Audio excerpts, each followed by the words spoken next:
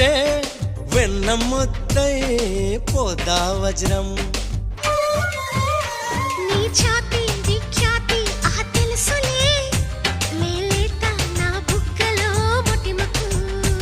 నీ నడుము హరివిల్లు కవలలు అని ఆకాశం దిగి వచ్చి పలికిందిలే. చిచ్చర పిడుగై చొచ్చుకుపోతే చిచ్చర పిడుగై చొచ్చుకుపోతే పచ్చని ఆకై విచ్చుకుపోతా. తను నా నెమలి కన్నోడా నా నమిలే చూపోడా.